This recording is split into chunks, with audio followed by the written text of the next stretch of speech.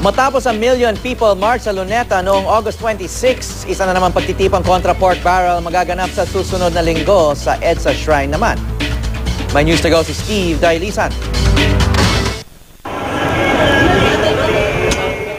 Ang kapangyarihan ng social media naramdaman sa pagtitipong ito sa Luneta ng mga nakabalita sa internet tungkol sa 1 Million People March kontra pork barrel.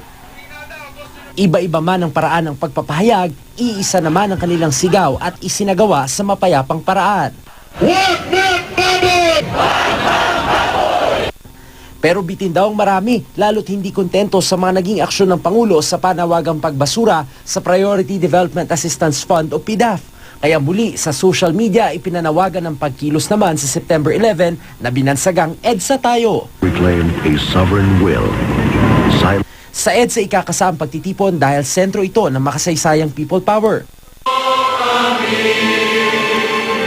Dalawang presidente ang pinanawagang mapatalsik sa lugar na ito. Pero tulad sa Million People March, hindi leader kundi ang isinusukang sistema ng pork barrel ang nais nilang mabago.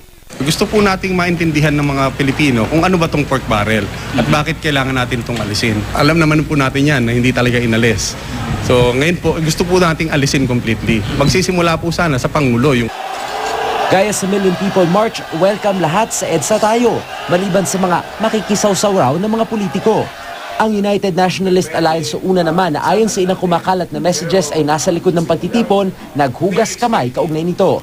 Ayon sa MMDA, kinakailangan daw kumuha ng permit ng mga organizers mula sa pamahalang lungsod ng Quezon at ng Mandaluyong dahil kadikit lang ng marami sa mga commercial establishments malapit sa mga naglalakiang eskwelahan at daanan ng maraming sasakyan nitong EDSA, tiyak malaki raw magiging epekto nito sa daloy ng trapiko. Lalo pat natapat sa weekday yung araw ng gagawing pagkilos. Ngayon pa lang may nagpasabi na halos 4,000 raw ang sinasabing dadalo kaya pangunawa ang hiling ng mga organizers sa publiko. Weekend sana para kahit kung magkaroon sila ng rally, hindi cost ng traffic. Ito pa lang traffic ni. Wala ako po. We will try to minimize yung traffic, di ba? Kung meron pong mga convince ng mga school na pwedeng mag-declare ng school holiday. Ayon naman sa MMDA, paghahandaan nila ang pagtitipon katuwang ang NCRPO. Ang grupong ito nagpatikim na ng noise barrage kontra pork barrel sa labas ng Santo Domingo Church. Susuporta raw sila sa pagkilos sa September 11 pero may hiwalay pa silang pagkilos sa September 13 at 21.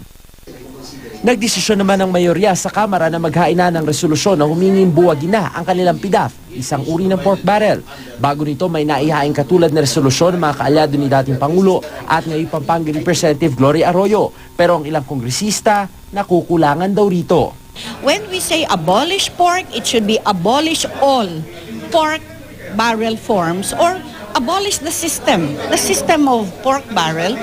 What about the whole barrel? And that would refer to presidential pork.